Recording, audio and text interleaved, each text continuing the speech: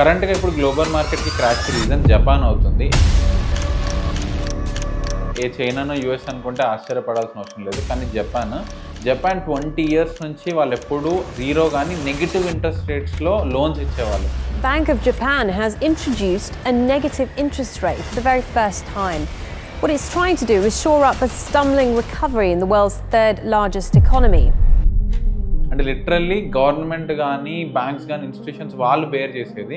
So ఆ negative interest రేట్స్కి వీటికి ఇచ్చి ఇన్వెస్టర్స్కి ఫేవర్ చేసే జపాన్ సడన్గా రేట్ హైక్స్ చేసింది. Japan has raised its interest rate for the first time in 17 years.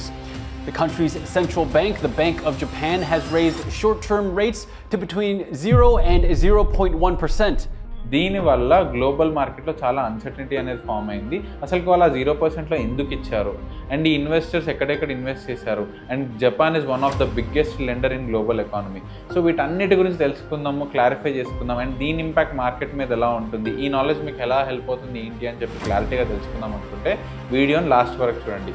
ఇలాంటి investments and stock market related knowledge గురించి marketing ఛానల్కి సబ్స్క్రైబ్ చేసుకోండి అండ్ బెల్ ఐకన్ని క్లిక్ చేసుకోండి. ఎప్పుడు మేము వీడియో పెట్టగానే మీకు ఇమీడియట్గా నోటిఫికేషన్ వచ్చేస్తుంది. Let's start the video. First thing, ఏదైనా కంట్రీకి గ్రోత్ లేకపోవడం వల్ల ప్రాబ్లం ఉంటుంది, కానీ జపాన్ ప్రాబ్లం ఏంటి తెలుసా? బాగా డెవలప్ అవడం వల్ల, వాళ్ళు ఎక్కువ టెక్నాలజీ అడ్వాన్స్మెంట్ అయిపోవడం వల్ల, బాగా డెవలప్ అవ్వడం వల్ల వాళ్ళకి ఏం ప్రాబ్లమ్స్ వచ్చాయంటే జనాలంతా కంఫర్ట్ అయిపోయారు. స్పెండింగ్ ఓవర్ కంఫర్ట్ వల్ల వచ్చేసింది. అందరు వర్కహాలిక్స్ అయిపోయారు. లగ్జరీస్కి, లావిషెస్కి వీటన్నిటికీ తగ్గిపోయింది. ఎందుకంటే ఎవరి ఇంట్లో కానీ ప్రతి ఒక్క థింగ్, వాటర్ నుంచి అన్ని వాళ్ళ నీడ్స్ అన్ని ఫుల్ఫిల్ అయిపోవడం వల్ల ఆ కంఫర్ట్ వల్ల స్పెండింగ్ పవర్ అనేది తగ్గిపోయింది. ఎప్పుడన్నా ఏదైనా ఎకానమీలో పీపుల్ ఖర్చు పెట్టడం తగ్గిస్తే ఆ ఎకానమీ చాలా సఫర్ అవుతుంది. సేమ్ వే జపాన్కి ఏంటి, ఇప్పుడు నీకు ప్రాపర్గా ఇన్కమ్ వస్తుంది, నువ్వు ప్రాపర్గా ఖర్చులకి అన్నిటికీ తీయగలుగుతున్నావు. అప్పుడు నువ్వు అప్పులు ఎందుకు చేస్తావు, నువ్వు నీ స్పెండింగ్ అనేది ఎందుకు చేస్తావు, నీ లగ్జరీస్ కానీ నీ నీడ్స్ అన్ని మీట్ అయిపోయాయి. అప్పుడు నువ్వు అన్నెసరీ స్పెండింగ్ ఎందుకు చేస్తావు? నార్మల్గా ఏదైనా ఎకానమీలో ఖర్చు బాగా అవుతుంటే ఎకానమీ బాగా స్పీడప్ అవుతుంది, ఎందుకంటే మనీ సర్క్యులేషన్ అనేది జరుగుతుంది. ఇది జపాన్లో ఆగిపోయింది. సో దీన్ని బీట్ చేయడానికి జపాన్ ఎకానమీ ఏం చేసింది, వాళ్ళు 0% ఇంట్రెస్ట్ రేట్స్లో లోన్స్ ఇవ్వడం స్టార్ట్ చేశారు. 0 కానీ -% కూడా. సో ఇంట్రెస్ట్ రేట్స్లో వచ్చే లోన్స్ ఏం చేశారు, ఇప్పుడు నార్మల్గా నీకు 0% వస్తుంది. సేఫ్ అసెట్స్లో నువ్వు ఇన్వెస్ట్ చేసుకున్నా కానీ నీకు ఒక సర్టన్ అమౌంట్ ఆఫ్ రిటర్న్ వస్తుంది కదా. సో పీపుల్ ఏం చేశారు, ఇన్వెస్టర్స్ అందరూ జపాన్లో ఉన్న మనీని ఏదైతే ఎన్ ఉందో ఈ ఎన్ కరెన్సీని తీసుకొచ్చి ఇండియన్ మార్కెట్స్లో, యూఎస్ ట్రెజరీ బాండ్స్లో, ఇలా మంచి మంచి మార్కెట్ స్పేసెస్లో ఏవైతే గ్రోయింగ్ మార్కెట్స్, సేఫ్ అసెట్స్లో ఇన్వెస్ట్ చేశారు. బాగుంది. లాస్ట్ 17 years కానీ 20 years నుంచి పిక్చర్ చాలా బాగుంది. డబ్బులు అందరూ బాగా సంపాదించుకుంటున్నారు.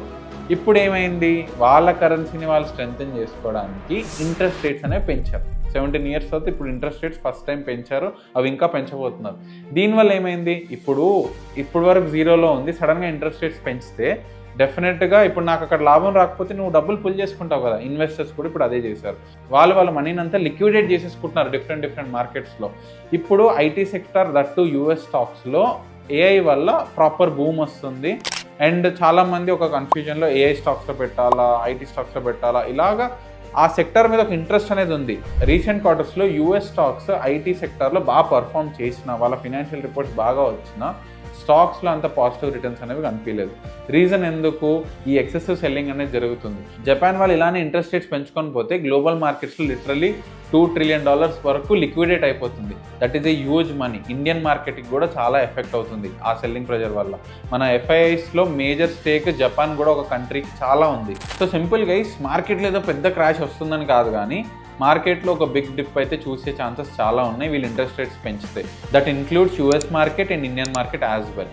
సో మీరు యాజ్ అ ఇన్వెస్టర్ మీరు ఇప్పుడు ఈ సిచ్యువేషన్ ఎలా చూడాలి అంటే, whenever the dip comes, ఇలాంటి సిచ్యువేషన్స్ కానీ ఇండికేషన్స్ వస్తున్నప్పుడు you should be like opportunity finder rather then panic అయిపోయి మీరు కూడా సెల్ చేసేసి.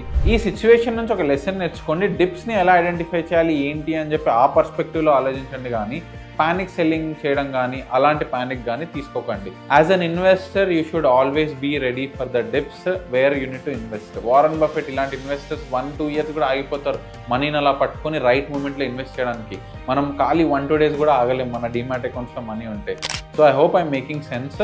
ఇలాంటి stock market and investment videos మరిన్ని మీ ముందుకు తీసుకొస్తూనే ఉంటాను. మార్కెటింగ్ ఛానల్కి సబ్స్క్రైబ్ చేసుకోండి అండ్ బెల్ ఐకాన్ని క్లిక్ చేయండి. See in the next video. Om నమో నారాయణ.